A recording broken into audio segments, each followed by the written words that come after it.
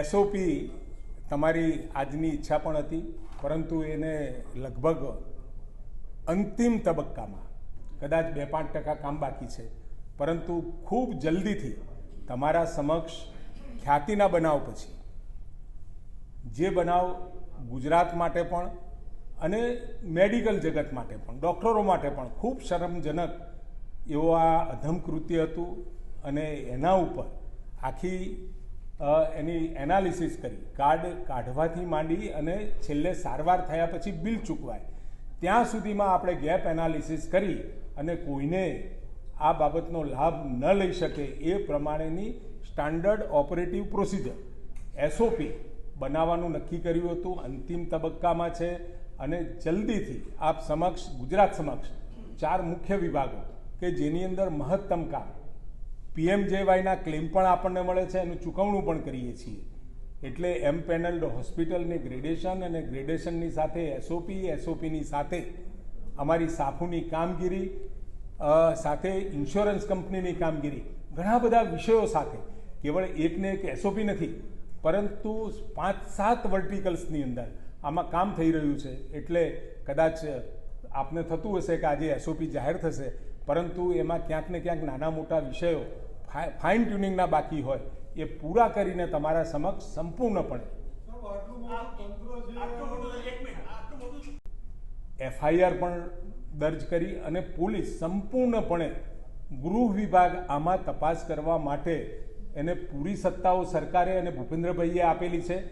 અને આ આખા બનાવની અંદર જે પણ કોઈ સંડોવાયેલા હોય, હમણાં તાજેતરમાં આપને ખબર હોય તો ગઈકાલે પૂરું તો થવા દો ભાઈ, ગઈકાલે જ પીએમજેવાય કાર્ડ નકલી બનાવવાવાળાને પણ પકડ્યા છે. અને એના સિવાય આ પૂછપરછ તપાસ મળતી વિગતો જે પણ કોઈ વિભાગમાંથી માગવામાં આવતી હોય એ પોલીસને પૂરા સહકાર સાથે વિભાગ કામ કરી રહ્યો છે. જેની જવાબદારી નક્કી થશે એની સામે ચોક્કસ પગલાં લેવામાં આવશે.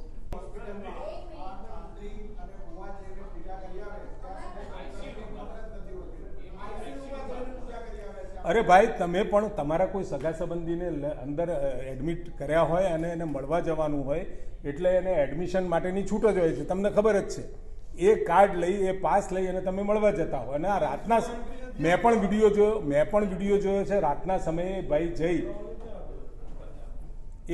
જાય અને કંઈક કોઈ વિધિ કરતા હોય એવું માલુમ પડ્યું છે. અને આ જે માલુમ પડ્યું છે એટલે અત્યારે જ અમારા સુપ્રિન્ટેન્ડન્ટ રાકેશભાઈને અમે સૂચનાઓ આપી છે અંધશ્રદ્ધામાં થતી કામગીરીને. હમણાં ગયા વખતે જ આપણે આ બિલ રજૂ કર્યું છે એટલે અત્યારે ફરિયાદ આપવાનું પણ એમને કહેવામાં આવ્યું છે.